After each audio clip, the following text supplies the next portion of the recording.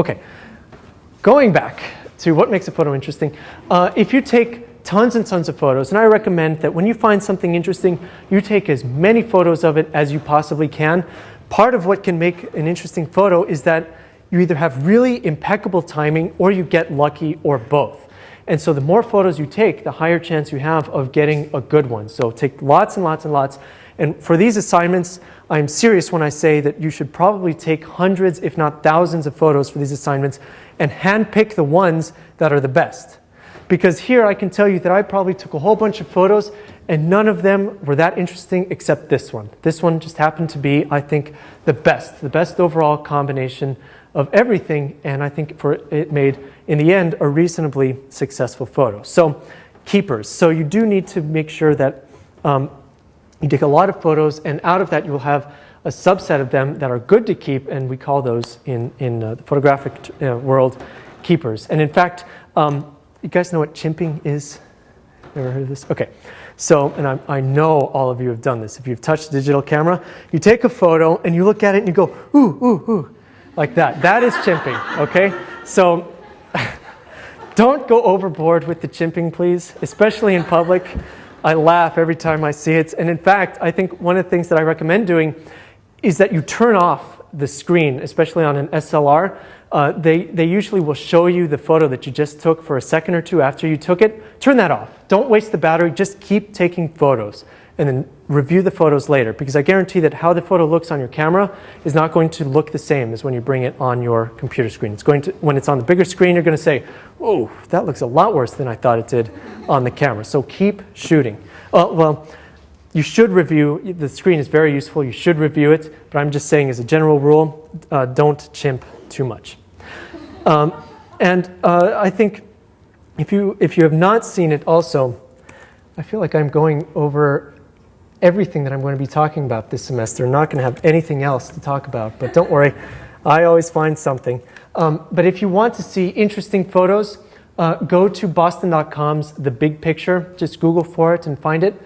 I don't have the best internet connection in here, but every week or every couple of days they have really large, really excellent pictures about some topic, and they're always extremely moving, I think. A lot of the photos, so as you know, Senator Ted Kennedy recently passed away, and so they did a big picture about him. And so right now, in this case, there's only one, but they have other, oh boy, I don't know if I can find it now, but they do have other big pictures that are, equally or even more, perhaps, incredible than this. So let's see. Oh, yes. So this one here, for example, ballots, bullets, and bombs in Afghanistan. They run a series of photos from Afghanistan. You'll notice that it says there's 43 photos here, and all of them are really interesting. And in fact, there's one photo that's extremely moving of an AP photographer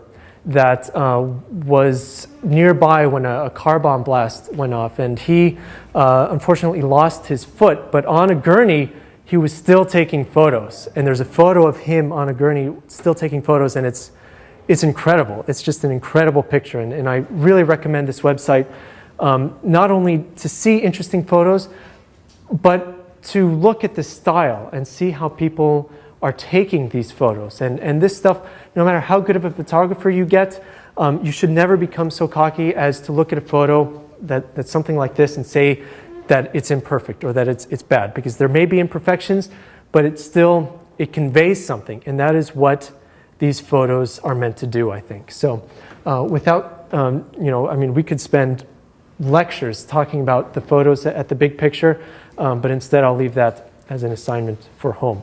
Now, one of the very basic rules of composition in photography in terms of how to position everything in your frame is something called the rule of thirds. I'm going to say this right now. Stop centering everything in the middle of your frame, please. That means somebody's big goofy face right in the middle of the frame that's overexposed is not going to be very interesting of a photograph. But that same person that's slightly overexposed and moved off center, all of a sudden it's a lot more interesting. Now, it's an extreme example and probably a little bit of a white lie, but just moving things off center and dividing it into thirds, dividing the frame into thirds like this, is really going to help the composition in your photography. And so in this case, you could argue, well, the raft is centered. Well, yeah, but I mean, I didn't really have a choice where the frame, it takes up the entire frame. But you'll notice that interesting things are happening along these lines. And whether or not this was intentional or an accident, frankly, I don't even remember. This was 2 years ago now. But this is part of what makes it interesting, what can help you make a photograph interesting. Obviously, it takes more than just composition rules, but try moving things slightly off center, moving it to a third of the frame or anything like that, and you will be able to improve your photography. And in fact, if you take a look at this photo, what do you notice? All of a sudden, you'll notice that this finger it's approximately centered, but it's also off-centered enough that it's really sort of divided this photo into thirds, really, when you take the entire thing into account. So a photo should, you don't always, of course, rules are meant to be broken. You don't always have to follow this. But if you're unfamiliar with this compositional rule, try it. Just use it a lot and try it and see if it works for you, see if you can get more interesting photos. But also be sure that you can try to achieve some sort of balance in your photos, whether it's compositional balance or even color balance. It really doesn't matter. Don't go with gimmicks too frequently. Like, don't always be off-centering things. Don't always be putting too much of one color in the photo, because eventually that gets a little tiring, frankly. And so if you vary your photos and have some balance in some of them, that will certainly help quite a bit. And certainly when we're talking about the artistic side of photography, a lot of people love to talk about drawing the eye in particular directions. So the first time that you look at a photo, your eye may land somewhere on it, but the photo may draw your eye into a particular direction. So this one isn't the best example, but you may think of, for example, a photo of a tree looking up from the stump of a tree, or from the very base of the tree, for example.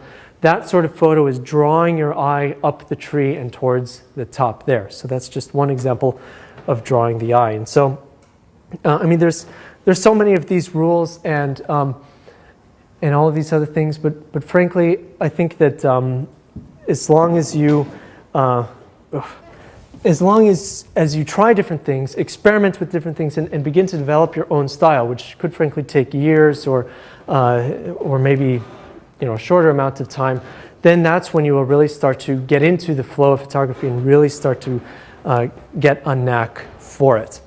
Now, the economy being what it is, and luckily it's not as bad as it was a while ago, I'm a little surprised, though not really, that all of you are here, because digital photography is really expensive as a hobby. And if you're in this class because you love digital photography, you want to learn a little bit more about it, well, part of what we are going to be doing, and perhaps more in passing than anything else, is to try to make this more accessible to you.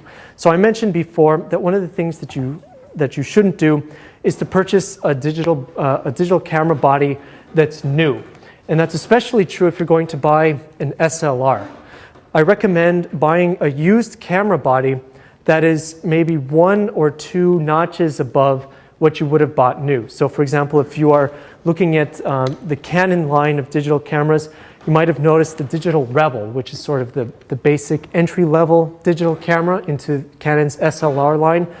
Those are great cameras. They're very good. But I recommend going a few years back, looking on Craigslist or eBay. Of course, be careful whenever you perform transactions on any of these places, or even, I don't know, classified as, wherever you can find this stuff, and look for a few years old cameras. So on the Canon side, because I know the Canon side best, I would recommend the 20D, the 30D, or the 40D. The 50D is too new. You're not going to find a good deal on that, but pretty much any one of those is probably a really good camera to start out with when you're talking about digital photography. And on the Nikon side, the equivalent of those. So those are the 20D through 40D are sort of the mid-range, mid to low range now. Canon is sort of positioning them at the lower range of their line.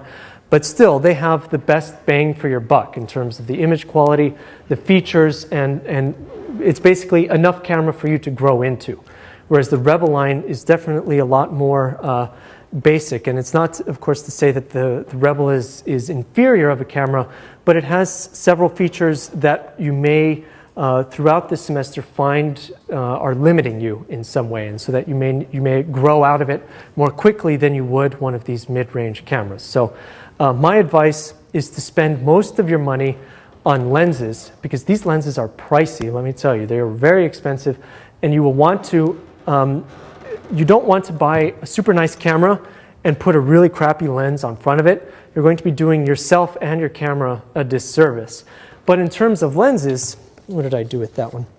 I think pretty much required, not for this class, but just in a photographer's toolkit, is this lens here. Both Nikon and Canon have versions of it. It's called a 50mm f1.8, and people love to call it the Nifty 50 because it's one of the cheapest lenses, if not the cheapest. It's fast, which means that it works well in low light. It's very light. It's not heavy at all. It works well when you walk around with it. It's just overall a very solid performing lens on both the Canon and the Nikon side. I will recommend that you get the latest version. The latest version is not that new. It's still several years old. In the Canon side, it's marked with a 2. They love to denote their new versions with Roman numerals. In this case, the modern version is the 2. And that version is updated. It has, I don't know, better optics or something silly like that. But it's worth the $80 to buy that lens and start out with that lens. And generally, lenses that you get with the cameras, so generally, you get, along with a camera body, you get what's called a kit lens, which is just a lens that the manufacturer has deemed worthy or whatever of being associated with this camera. Most of the time, I'm going to let you in on a little secret, they're junk. Now, that's especially true on the Canon side. When I bought the 20D, it came with a kit lens, and I tried it, and it was probably the worst lens I'd ever seen. It was really bad. So I sold it right away to some sucker on eBay who bought it, I don't know, $60 or something. It was great. I'm like, yes, pocket some money. But the point is that the difference, it may sound crazy that why would they package that? And the reason is that it's cheap. And people love to look at the specifications of the camera and say, oh, look at how many megapixels it has, or oh, look how fast this is. They don't necessarily look at the specs of the lens. And what you're putting in front of the camera is arguably more important than the camera itself, because that is what is focusing the light, and it is the light that makes your photo. So you need to have, though you don't need to buy very expensive lenses, you do need to have at least, well, you don't even have to, but you should have reasonable quality lenses in front of it. And now, whether this means that you sell the kit lens that comes with it, and I do think the kit lens that comes with the Nikon is considerably better than the one that comes from Canon. So for those of you that purchase Nikon cameras, you might consider a little harder actually keeping the kit lens. I mean, there's a variety of factors that are involved. So this 50mm lens, this is what's called a prime lens. It doesn't zoom.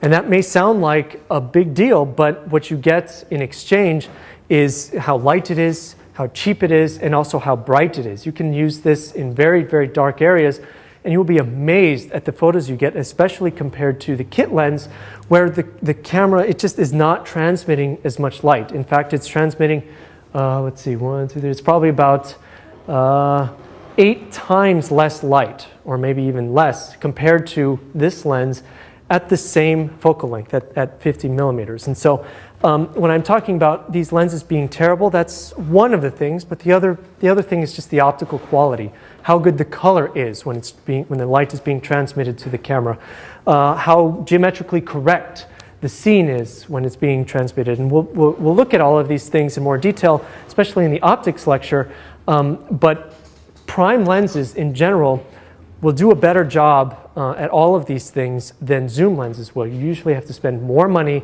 on a zoom lens to get the same quality that you can out of a prime lens. Of course, there are exceptions, but in general, that's true. So in general, I would recommend, just to recap, that you purchase used camera bodies and that you focus most of your money on some of the accessories. So the lenses, of course, you're going to need some memory cards. Make sure you have enough memory cards to actually store all of the photos that you take.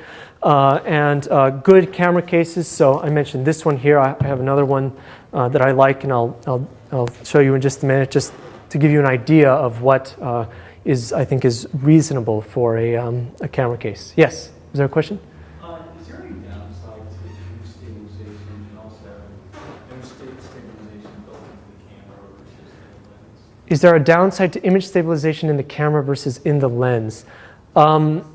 There's pros and cons to each. So if the image stabilization, and of course we'll be talking about this in more detail in the optics lecture, if the image stabilization is in the lens, then you only get image stabilization for that one lens. However, generally, that also means that the image stabilization can be tuned to that lens, the optics in that lens, so it could perform a little bit better. So on the one hand, if you get a system such as the Canon or Nikon system where the image stabilization is all in the lens and not in the camera body, you then have to pay for lenses where each one has image stabilization if you want that.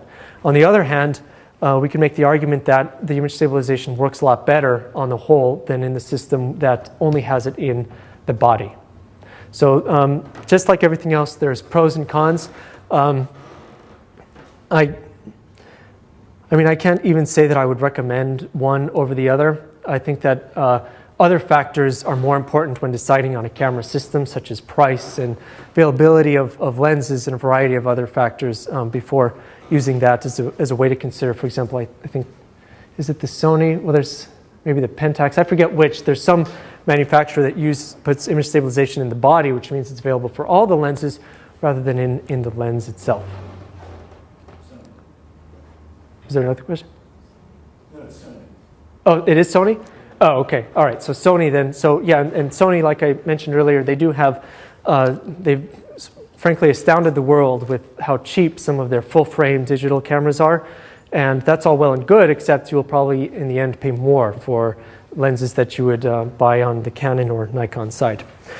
So to go back to some of these accessories that I mentioned before, of course you'll need a good case. You'll probably want to protect your investment. And even though I mentioned before that you don't have to worry too much about it, it's a better idea, or it's a good idea to not have to worry about it when it's stowed in either a case of some kind or what have you.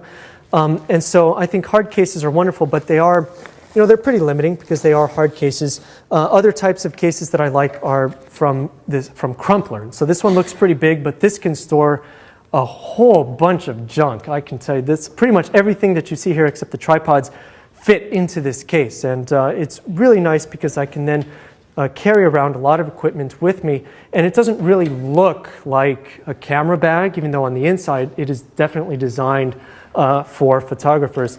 And I think this is in contrast to, for example, Lowepro, which is one of the more popular camera bags, but it looks like a camera bag. And this screams steal me, whereas this looks like, oh, okay, he's a hipster with a messenger bag. I'm not going to steal the lack of money that he obviously doesn't have. So, but the other thing is that Crumpler is very popular with photographers. So if you see somebody else with a Crumpler bag and you yourself are wearing one, you usually get a little nod like that, like, yeah, I know. We're in the club, fist pump and everything. So I mean, this is a recent purchase for me, but I do think that this is a nice bag if you're looking for camera bags, especially compared to some of the other ones that exist. Of course, getting a tripod, one of the best ways before you buy anything else for your camera, one of the first things you should buy is a good tripod. A good tripod will make a huge difference, bigger than just about anything else for the price of admission to it. And you can buy a relatively, so nothing, with the caveat that nothing in photography is cheap. You can buy a relatively inexpensive tripod for about $100 or so. It's good, it's solid, and it has some heft to it. And in fact, every semester, I always love saying that I keep this by my bed because it weighs enough that I would use it as a blunt object if I needed to. But the thing with tripods, just like with everything else, is that it's give and take. So this is a wonderful tripod. It's relatively inexpensive. It supports a lot of weight, but it's heavy. And so then you have to choose between spending a lot of money, getting a lot of stability, or having a very heavy tripod. And I think usually people say you can pick two of the three. So you can either have stability and cost, like this is, or you can have weight and stability like this is, or a variety of other things. Now this tripod, I'm not even going to embarrass myself and tell you how expensive it is, but it is significantly lighter. It is half the weight of that. It's made of carbon fiber and some other things, so it actually is better performing than that, but at half the weight, and it folds. It actually, the reason that I got it is that I can travel with it, and that makes a big difference to me. Last fall, on a whim, I decided to go to London for Thanksgiving. I didn't want to bake a turkey. I was sick of it. So 24 hours before, I bought the tickets, desperately searched for my passport, and then realized that I couldn't fit my tripod into my case. And I said, okay, well, you know what? I don't care. I'll just bring my camera stuff anyway, and I'll see how it goes.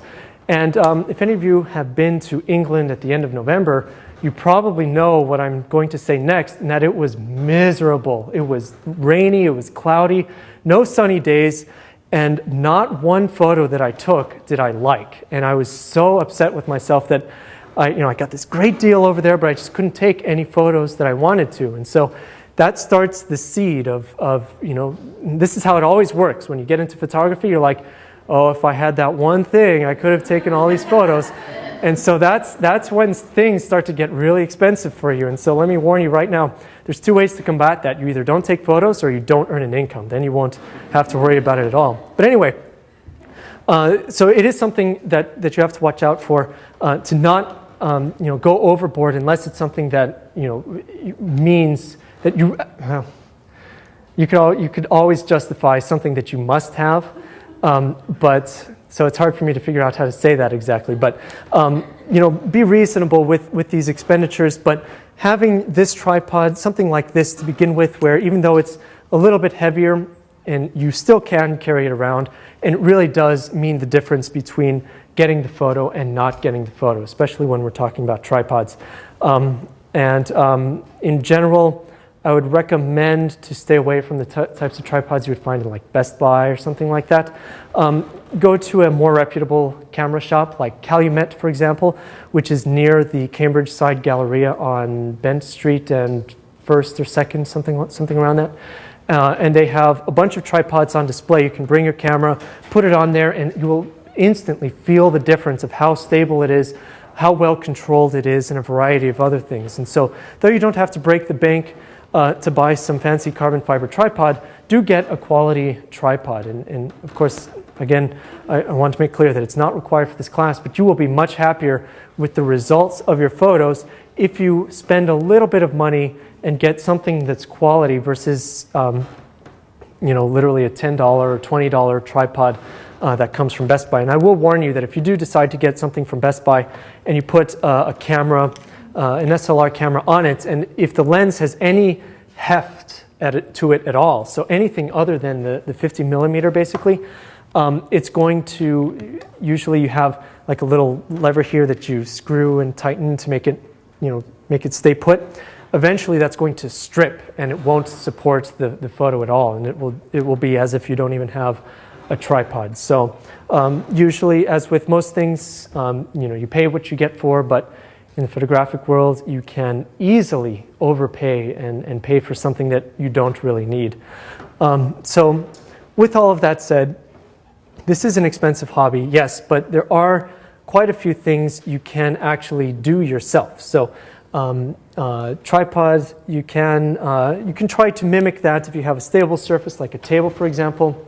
Not that sturdy, but you can still put a camera on there and use the timer function or something like that to try to get a more stabilized image. If you have a railing available to you or a concrete wall you can lean on, just anything that's available to you, try to use it as a source for stability. But even, let's see, do I happen to have this page up? Other things you can do yourself as well. I have this link and I don't remember what it is, so let's see what shows up. One thing that I hope this link is, because then it'll make me look like I have a really good memory, is that eventually if you do some macro photography, for example, you'll notice that one of the difficulties of it, no, all right, that's not what I was looking for.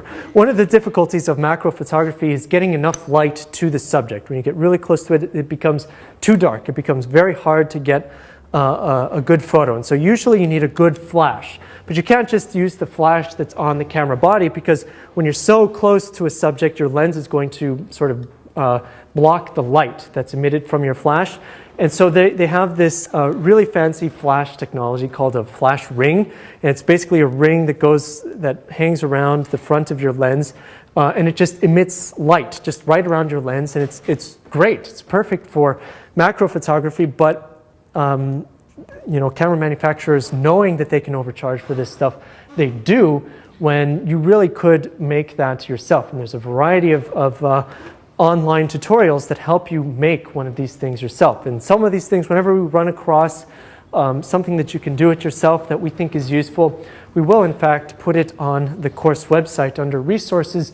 And in fact, in general, I would recommend taking a look at the resources to not only get an idea of some of the resources that are available to you, but also so you can start reading up on specific things that interest you, or I don't know, just to continue your exploration of digital photography. And so with that said, I think I have exhausted myself with all of this excitement. I thank you all for coming. I hope to see you again in 2 weeks. Don't forget, next week is a holiday. And and don't forget, please, to finish these and pass them to the side. Give them to us, please, please, please, before you leave, so we know what sections we can make, and we will announce those at the next lecture. Thank you again for coming. We will see you in 2 weeks.